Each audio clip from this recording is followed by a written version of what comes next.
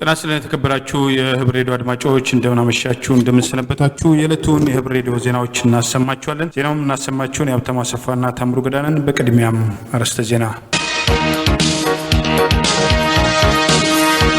በቤሩት የሚገኙ ኢትዮጵያውያን በጠቅላይ ሚኒስትር አብይ አነጋገር ቅር እንደተሰኙ ተገለጸ። በቤሩት የሚገኙ ኢትዮጵያውያን ለወራት መንግስትን ወደ ሀገራቸው እንዲልካቸው ሲማጸኑ መፍትሄ ባለማግኘታቸው ትላንት በቤሩት የደረሰውን ፍንዳታ ተከትሎ ጠቅላይ ሚኒስትሩ የሀዘን መግለጫ ማስተላለፋቸውና በዛ ያሉ ኢትዮጵያውያንም ጉዳት እንዳይደርስባቸው ሲሉ ያስተላለፉት መልእክት በኢትዮጵያውያን ዘንድ ቅሬታ መፍጠሩን ተመለከተ። ጋዜጠኛ ዘካሪያስ ዘላለም የቤሩትን ፍንዳታ አስመልክቶ ጠቅላይ ሚኒስትር አብይ አህመድ ያስተላለፉት መልእክት በቤሩት ነዋሪ ኢትዮጵያውያን ላይ ቅሬታ ፈጥሯል ሲል ጽፏል። ለዚህ ዋነኛው ምክንያት መንግስት የዜጎችን መብት ለማስጠበቅና በተለያየ ወቅት ዜጎች ሮሯቸውን ቢያሰሙም በቸልተኝነት በማለፉ ነው ሲል ገልጿል። ለዚህ ቅሬታ ማስረጃ ካለፈው ዓመት ጀምሮ በተለያዩ ጊዜ የዘገባቸውን ዘገባዎች በዋቢነት ጠቅሷል። ቤሩት በድንገተኛ ፍንዳታ ተናውጣ ወደ 2000 ሰዎች መቁሰላቸውና ከ70 በላይ መሞታቸው የተዘገበ ሲሆን ኢትዮጵያውያን ከቁስለኞቹ መካከል እንደሚገኙ ተመልክቷል። የጠቅላይ ሚኒስትሩ የትዊት መልእክት በቤሩት ያሉ ኢትዮጵያውያን ነዋሪዎች ላይ ቅሬታ ፈጥሯል። በሊባኖስ የሚገኙ ኢትዮጵያውያን ለመንግስታቸው የደረሱልን ጥሪ ማቅረብ ከጀመሩ 10 ወራት ያለፈ ሲሆን ከጥቅምት 2012 ጀምሮ ሊባኖስ በህዝባዊ አመጽ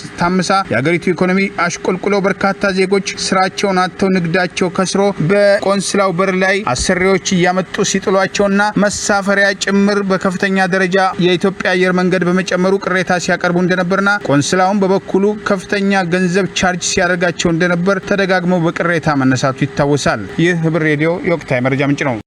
ኢትዮጵያው የህዳሴ ግድብ ዙሪያ ከፍተኛ ፍጥጫ ውስጥ የሰነበተችው ግብጽ ካይሮ ከቀናት በኋላ ሊጀመር ቀጠሮ ከተያዘለት የሶስትዮሽ ድርድር ሱዳንን አስከትላ ሁለቱ ሀገራት ራሳቸውን ለጊዜው ለማግለል መወሰናቸውን ካይሮ ይፋ አደረገች።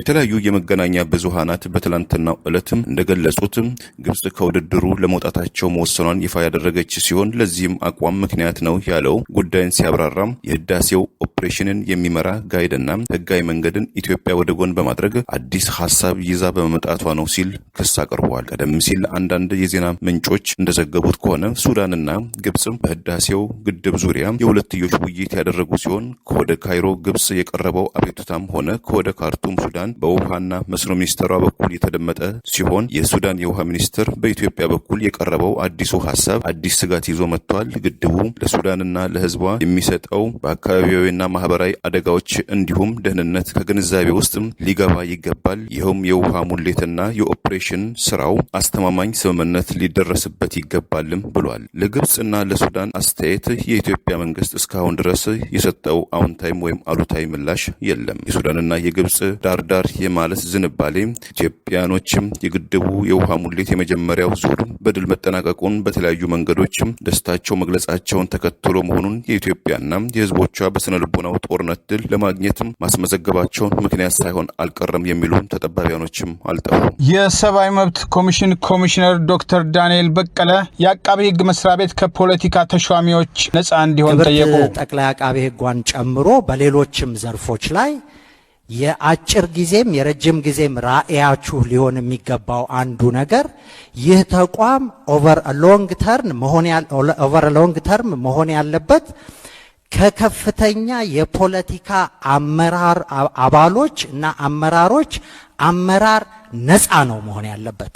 የእርሶም አንዱ ራዕይ መሆን የኢትዮጵያ ጠቅላይ አቃቤ ህግ የ10 ዓመት እቅዱን በሚያቀርብበት ወቅት የኢትዮጵያ ሰብአዊ መብት ኮሚሽን ኮሚሽነር ዶክተር ዳንኤል በቀለ በስፍራው ተገኝተው በሰጡት አስተያየት ወደፊት በሚኖራችሁ እቅድ ውስጥ የፖለቲካ ከፍተኛ አመራሮች የአቃቤ ህግ ኃላፊ ሆነው እንዳይሾሙ ሲሉ ወይዘሮ አዳነች አቤቤ ጠቅላይ አቃቤ ህግ ፊት ለፊት ሀሳባቸውን አቅርበዋል። መንግስት ወክሎ ከሳሽ የሆነው ትልቁ የፍትህ ተቋም ጠቅላይ አቃቤ ህግ ከከፍተኛ ባለስልጣናት አመራር ፍጹም ነፃ መሆን አለበት ብለዋል። የገዢው መንግስት ከፍተኛ ባለስልጣን የሆነ ሰው እጅግ ገለልተኛነትን በሚጠይቀው በፌዴራል ጠቅላይ አቃቤ ህግ ቢሮ ውስጥ ማገልገል አይችልም ሲሉ አስተያየታቸውን ሰጥተዋል። ጠቅላይ አቃቤ ህግ ሰሞኑን የ10 ዓመት መሪ እቅድን አቅርብ ያለው እያለ የተለያዩ ስብሰባዎችን እያደረገ ሲሆን ዶክተር ዳንኤል በቀለ በተገኙበት በዚህ ስብሰባ ወደፊት በእቅዱ ውስጥ የከፍተኛ የፖለቲካ አመራር በጠቅላይ አቃቤ ህግነት እንዳያገለግል ጠይቀዋል። ይህ ህብር ሬዲዮ ወቅታዊ መረጃ ምንጭ ነው። የአርቲስት ሃጫሉ ሁንዴሳ ግድያን ተከትሎ በቁጥጥር ስር ከዋሉት ጋዜጠኞች መካከል የ14 ቴሌቪዥን ጋዜጠኞች እስካሁን እስካሁን ድረስም ያለመለቀቃቸው በርካታዎችን ቅር ማሰኘቱን ለዝግጅት ክፍላችን የደረሰን መረጃ ገለጸ።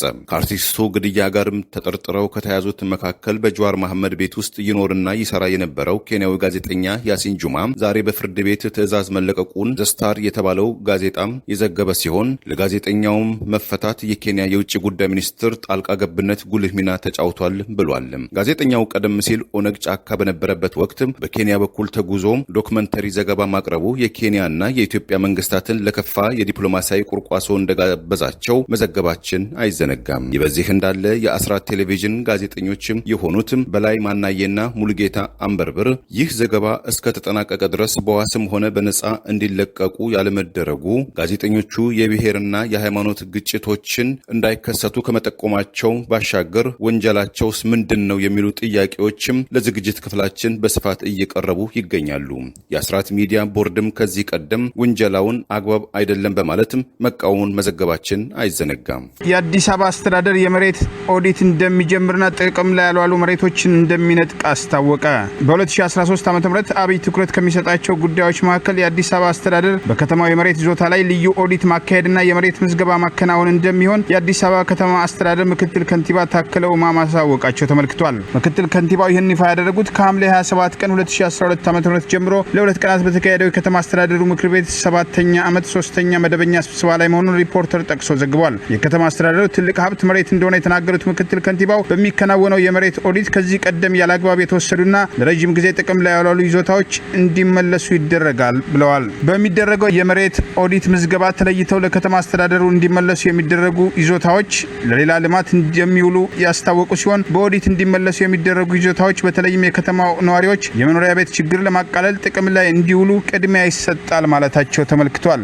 በምክትል ከንቲባ ታከለ ኡማ የሚመራው አስተዳደር በከፍተኛ ደረጃ ከአንድ አካባቢ ለመጡ ሰዎች የመሬት ወረራ እንዲደረግና በልዩ ልዩ መንገድ ያሉ መሬቶችን በህገወጥ መንገድ እንዲያዙ ማድረጉና ሌሎችን ደግሞ በተራው ማፈናቀሉን ከዚህ ቀደም ባልደራስ ደጋግሞ ሲገልጽ እንደነበር ይታወሳል። ይህ ህብር ሬዲዮ የወቅታዊ መረጃ ምንጭ ነው። እንደ ኤሮፓ አቆጣጠር በ1960 በጣሊያን ሮም ኦሎምፒክ በባዶ እግሩ ከግማሽ ኪሎ ሜትርስ በላይ በጠጠር መንገድ ላይ በመሮጥ በጊዜው የተያዘውን ሪከርድ በመስበር የመጀመሪያው የአፍሪካ ጀግና ለመሆን የበቃው ኢትዮጵያዊው አትሌት አበበ ቢቂላም በባዶ እግሩ የመሮጡ ሚስጥር በርካታ ሳይንቲስቶችን ዛሬ ድረስ እያነጋገረ ይገኛል።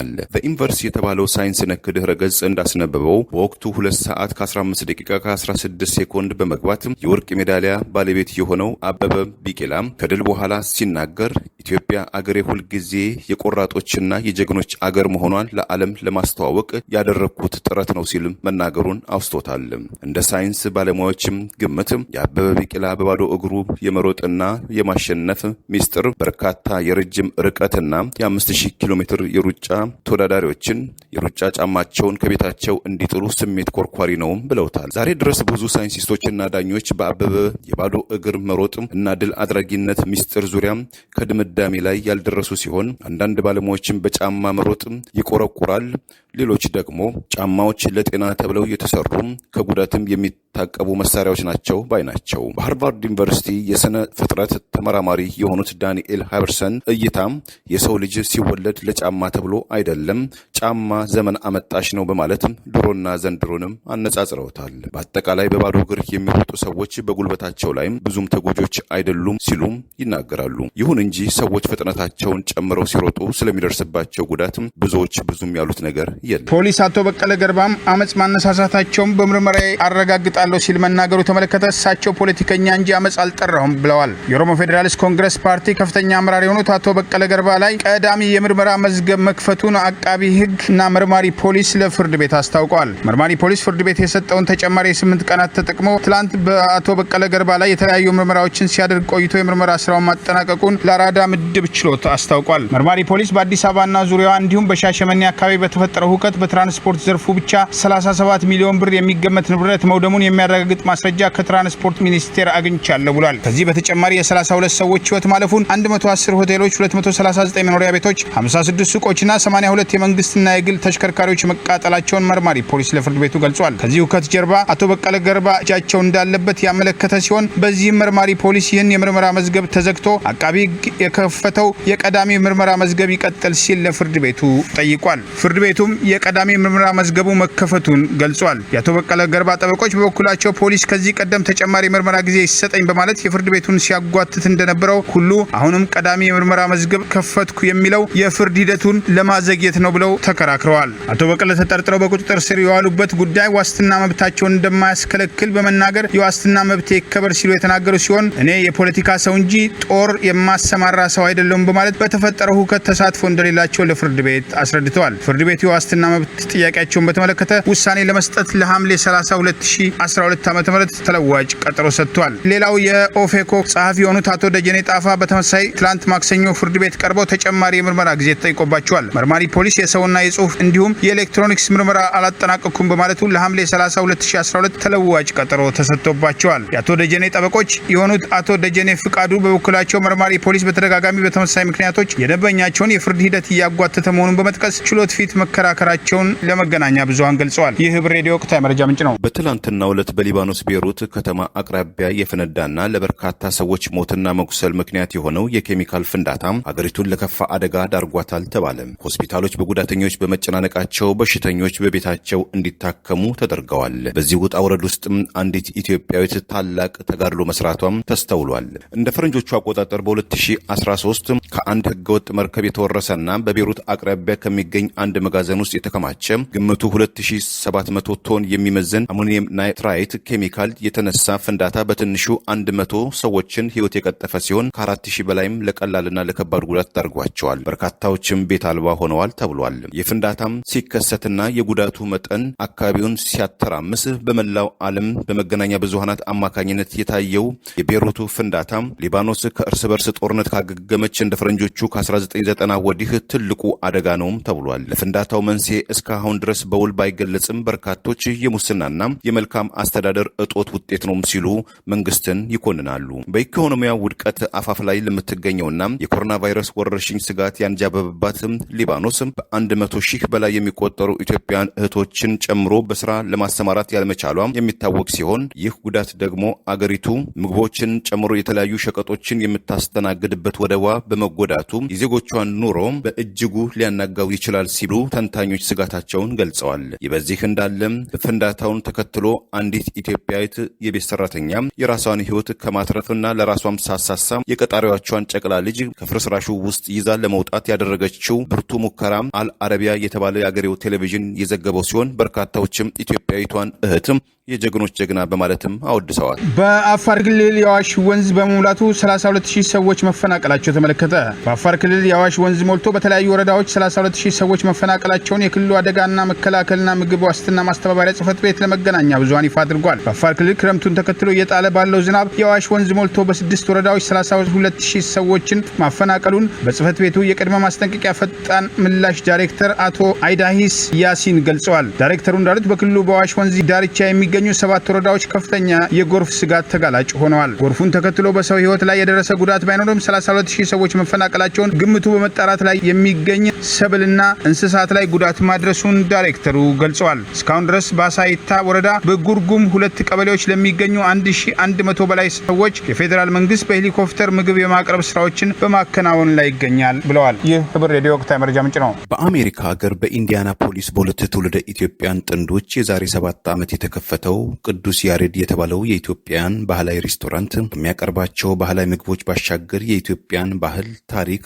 የቡናና የአመጋገብ ስርዓትን በማስተዋወቅ ረገድ ጉልህ ሚና ይጫወት እንደነበረ ብዙዎች ይመሰክሩለታል። ዘኢንዲያን ቻናል የተባለው ድህረ ገጽ እንደዘገበው በማይክሮባዮሎጂስቱ ባለሙያ በሆኑት ኃይሌ አበበና በባለቤታቸው ወይዘሮ እቴነሽ አበበ አማካኝነት ደንበኞችን በሳቅ በጨዋታና በቁም ነገር እያዋዛ ሲያገለግል የነበረው ሬስቶራንት በኮሮና ቫይረስ ወረርሽኝ ምክንያት ካለፈው 6 ወራት ጀምሮ በመዘጋቱ ያገኘው ከነበረው የገንዘብ ትርፍ ይልቅ በሬስቶራንት ውስጥ የነበረው የደንበኞች ሳቅና ፈገግታ ትልቅ ኪሳራ እንደሆነባቸው አቶ ኃይሌም በሐዘኔታ ይናገራሉ። ለአብዛኞቹ ደንበኞች የቤተሰብን ያህል መተያየት ስሜትን የፈጠረው ሬስቶራንቱ እንደ ትላንቱ በተከባበረ አቀራረብ ተቃቅፎ ተሳስሞ መሳሳቅ፣ መሳለቅ ዳግመኛ አይመጣም ሲሉም አቶ አበበም ተናግረዋል። ከመዲናዋም በግምት 17 ማይል ርቀት ላይ የሚገኘው እና በምስራቅ አፍሪካ ዝርያ ካላቸው ሰዎች የተቋቋሙ የንግድ ተቋማትም መካከል ቀዳሚ ስፍራ ያለው የቅዱስ ያሬድ ሬስቶራንት የምግብ ስራን ማቋረጡ ባለሀብቶቹን በገንዘብ ረገድ ቢጎዳቸውም በገንዘብ የማያገኙት የደንበኞች ፍቅርና መቀራረብ መጥፋቱ ክፉኛ ጎድቶናል። ብዙዎቹም ለእኛ እንደ ቤተሰባችን ነበሩ ይላሉ አቶ አበበ። ብዙዎች የንግድ ተቋማት በአካባቢው ስራ ለመጀመር በሚንገዳገዱበት ወቅት የቅዱስ ያሬድ ሬስቶራንት ባለቤቶች ግን ባህላችንን፣ ታሪካችንን ማስተዋወቁ፣ ደንበኞቻችንን በፍቅር ቀልብ መሳቡ ከገንዘብ ይበልጥብናል ባዮች ናቸው። ዛሬ ያሉን ዜናዎች እነዚህ ናቸው። ከቀሪ ዝግጅቶቻችን ጋር አብረን እናምሽ።